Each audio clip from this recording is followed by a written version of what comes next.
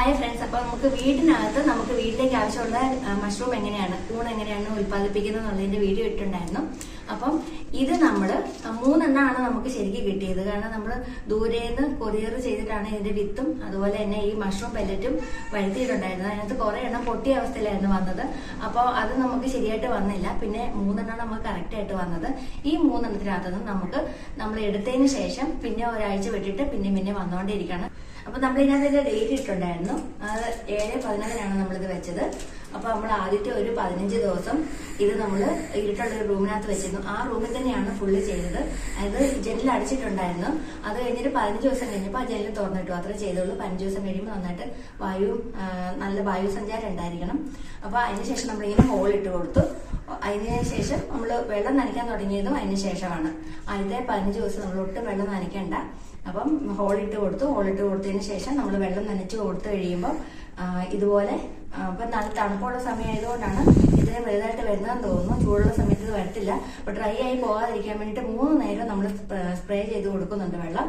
അപ്പം പെട്ടെന്ന് തന്നെ ഇതിപ്പം നമ്മൾ എടുത്തു കഴിഞ്ഞാലും ഒരു 3-4 ദിവസം കഴിയുമ്പോൾ അല്ല ഒരാഴ്ച കഴിയുമ്പോൾ അടുത്തത് വന്നു തുടങ്ങും. നമ്മളിപ്പോൾ വലിയ ഹോളുകൾ ഇട്ട് കൊടുത്തിരിക്കുകയാണ്. അപ്പൊ അടുത്ത വന്നു തുടങ്ങും. അതിന് വരാൻ തുടങ്ങി കഴിഞ്ഞാൽ പെട്ടെന്ന് ഇപ്പൊ ഇവിടുന്ന് ചെറുതായിട്ട് കാണുമ്പോൾ നാളെ ആകുമ്പോഴത്തേക്കും അതിന്റെ ഒരു കാൽഭാഗം വലുതാവും, അതിന്റെ പിറ്റേ ദിവസം ആകുമ്പോൾ അരഭാഗം വലുതാവും, അതിന്റെ പിറ്റേ ദിവസം ആകുമ്പോൾ മുക്കാൽ അതിന്റെ പിറ്റേ ദിവസം ആകുമ്പോൾ നമുക്ക് എടുക്കാറാവും. ഈ ഒരു പരുവാകും. ഇതിപ്പോ ഇങ്ങനെ വിടുന്നതിന് മുമ്പാണ്. നാളെ ആകുമ്പോൾ നല്ല വലുതാകും. പക്ഷെ അതിന് മുമ്പ് എടുക്കുകയാണ്. ആദ്യത്തിനകത്തൊക്കെ ഇച്ചിരി വലുതായി കഴിഞ്ഞിട്ട് എടുത്തിരുന്നത് വീഡിയോക്കകത്ത് കാണിക്കാൻ വേണ്ടിയിട്ട്.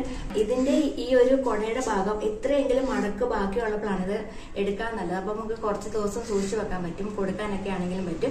അത് വീട്ടിലേക്ക് നമ്മൾ അപ്പം തന്നെ ഉപയോഗിക്കുമായതുകൊണ്ടാണ് ഒരു ദിവസം കൂടെ വെയിറ്റ് ചെയ്തിരുന്ന ഇതും കൂടെ അങ്ങ് വിടർന്ന് നേരെ മേലിലേക്ക് വരും. അപ്പോഴത്തേക്ക് കുറച്ചുകൂടെ വലിപ്പം വെക്കും. നമുക്ക് വെയിറ്റ് ഉണ്ടാവും. പക്ഷെ ഈ ഒരു പരുവത്തിൽ എടുക്കുന്നതാണ് ഇത് നല്ലത്.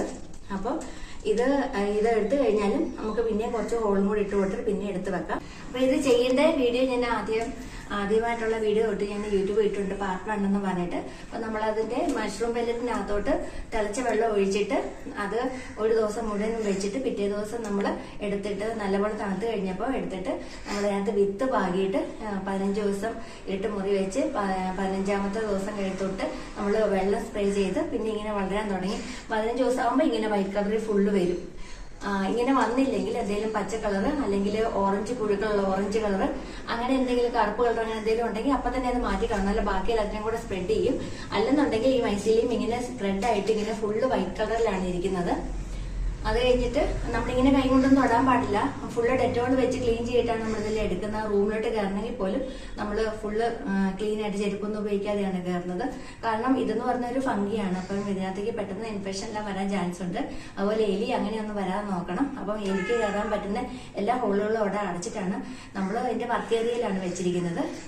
അത് എലി കയറാതെ മാത്രമാണ് ശ്രദ്ധിച്ചിരിക്കുന്നത്. പിന്നെ ഇത്രേ ഉള്ളൂ. നമുക്ക് ആദ്യം വെക്കുന്നതിന് പ്രയാസമേ ഉള്ളൂ. പിന്നെ നമ്മളിതിങ്ങനെ വെള്ളം സ്പ്രേ ചെയ്ത് കൊടുക്കുക. ഇതിങ്ങനെ വരുമ്പോൾ എടുക്കുക. അത്രയും മാത്രമേ ഉള്ളൂ. നമ്മളിതിങ്ങനെ പിടിച്ചിട്ട് ഇതിന്റെ അറ്റത്ത് പിടിച്ചിട്ട് ഇങ്ങനെ തിരിച്ചു കൊടുത്തു കഴിഞ്ഞാൽ ഇതിങ്ങനെ പോരും. അപ്പൊ ഇതിന് പിന്നെ കുറെ കീറലും കൂടി ഇട്ടിട്ട് എടുത്ത് വെക്കുകയാണ്.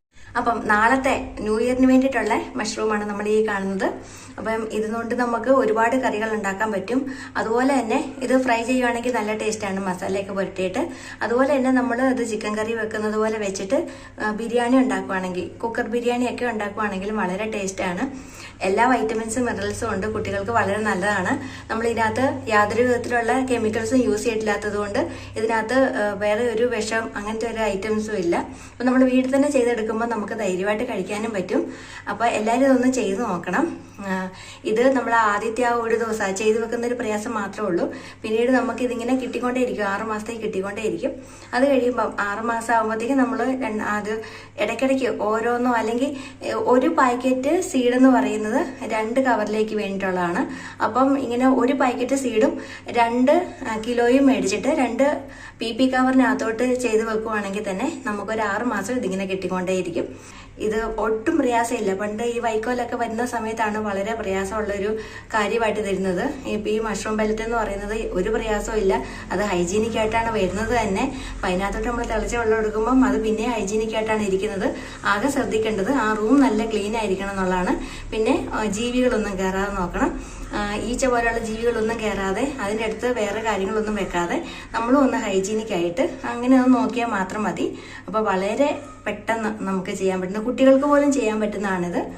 വലിയ രീതിയിൽ ചെയ്യുമ്പോഴത്തേക്കും ഈച്ച അങ്ങനത്തെ കാര്യങ്ങളൊക്കെ, അതുപോലെ ഇത് മൈസീലിയം സ്പ്രെഡ് ചെയ്യുന്ന സ്മെല്ല് വന്നു കഴിഞ്ഞാൽ എലികൾ വണ്ടി പിടിച്ച് വരുമെന്നാണ് പറയുന്നത്. ഈ കുറച്ചെണ്ണം ചെയ്യുമ്പോഴത്തേക്കും എനിക്കൊരു ബുദ്ധിമുട്ടും വന്നില്ല.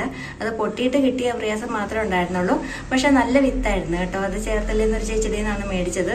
ഓൺലൈനിൽ തന്നെ സെർച്ച് ചെയ്തപ്പോൾ കിട്ടിയതാണ്. വലിയ വലിയ കൂടാണ് നമുക്ക് ഉണ്ടായി കിട്ടിയത്. അപ്പം എല്ലാവർക്കും വീഡിയോ ഇഷ്ടപ്പെട്ടെന്ന് വിചാരിക്കുന്നു. എല്ലാവരും ലൈക്കും കമൻറ്റും ഒക്കെ ചെയ്ത് നമ്മളെ സപ്പോർട്ട് ചെയ്യണം. അടുത്ത വർഷത്തെ വീഡിയോയ്ക്കകത്ത് കാണാം. അതുവരേക്കും ബൈ.